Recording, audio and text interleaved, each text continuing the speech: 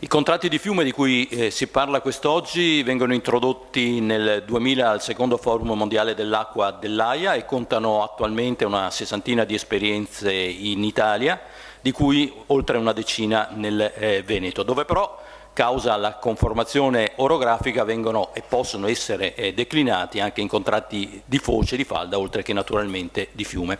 In Europa le esperienze più interessanti sono quelle in Belgio ed in Francia, ma evidentemente lo strumento sta riscuotendo successo anche nel nostro Paese e sta aumentando la richiesta di attivazione di questo momento di partecipazione, di gestione partecipata del territorio. Detto delle caratteristiche del Veneto, diamo subito la parola a Giuseppe Romano, Presidente dell'Unione Veneta Bonifica e padrone di casa.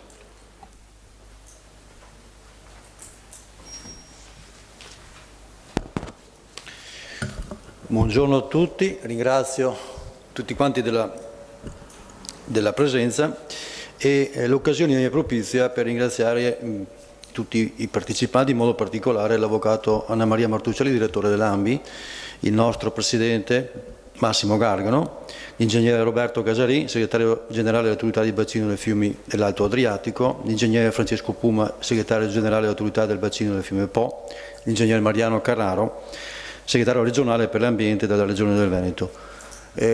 L'assessore Maurizio Conte arriverà nel pomeriggio per chiudere la sessione pomeridiana dell'evento. Ringrazio inoltre i relatori che si sono resi disponibili da intervenire oggi riportando il loro prezioso contributo. Ringrazio ovviamente i miei amici presidenti e i loro collaboratori dei consorzi di bonifica del Veneto che rappresentano le molteplici esperienze relative ai contratti di fiume che si stanno sviluppando in Veneto e che li vedono tra i principali promotori. Ringrazio l'ampia ed eterogenea platea presente in sala, in primis gli enti locali, le associazioni di categoria, i GAL, le università, i professionisti e i numerosi portatori di interesse che dimostra come l'argomento della gestione della risorsa idrica e del territorio sia quanto mai attuale e al centro degli interessi pubblici e privati, trattandosi di beni comuni da preservare nel tempo e nello spazio, come previsto dalle direttive comunitarie.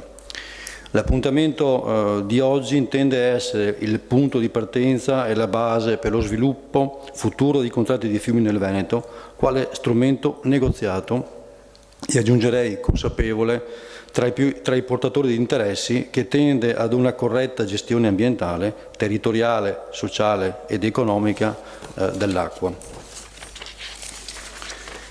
Il contratto di fiume rappresenta infatti a tutti gli effetti un patto territoriale volontario che deve partire dal basso, attraverso la partecipazione attiva di tutti i soggetti che vivono in un'area geografica ben definita e ricercano gli stessi obiettivi di tutela, riqualificazione e sostenibilità.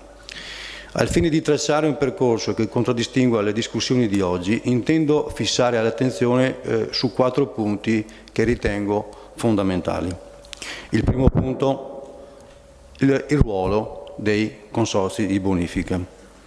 I consorzi di bonifica, in qualità di gestori storici e consolidati della rete idrografica regionale, risultano profondi conoscitori delle dinamiche dei territori e rappresentano il riferimento più vicino ai cittadini e alle imprese in materia di gestione della risorsa idrica. Tale rapporto diventa ancora più evidente nelle emergenze idrauliche, durante le quali il consorzio di bonifica rappresenta il punto di contatto diretto della popolazione e degli enti locali. Pertanto, i consorzi di bonifica, forti del loro stretto rapporto con il territorio, intendono diventare attori principali all'interno di questo nuovo percorso di concertazione a livello locale. L'altro punto importante è la collaborazione con gli enti locali. Gli enti locali, come i consorzi di bonifica, risultano essere i punti di contatto più vicini alla cittadinanza. Entrambi agiscono sul territorio, spesso con interventi che necessitano di una sinergia comune per la risoluzione delle problematiche non solo di tipo idraulico ma anche paesaggistico-ambientale. Questa forte collaborazione tra enti locali e consorzi si è rafforzata sempre di più negli ultimi anni. Lo dimostrano le centinaia di accordi stipulati che hanno portato nel 2012 al protocollo d'intesa con ANCI con lo scopo di salvaguardare il territorio sotto il profilo idraulico, ambientale e paesaggistico. Pertanto enti locali, consorzi di bonifica si candidano a diventare insieme attori principali per la gestione di un territorio e fornire sinergicamente linfa vitale a questo nuovo patto territoriale. I contratti di fiume, strumento partecipato. Il contratto di fiume deve quindi diventare uno strumento partecipato che individui una serie di atti e attività operative utili alla salvaguardia e alla corretta gestione del fiume e alle attività economiche e sociali ad esso connesso, oltre che rendersi efficace nella gestione dei conflitti di interesse e delle tensioni territoriali che possono generare tra i diversi attori in gioco su un territorio attraverso una strategia condivisa.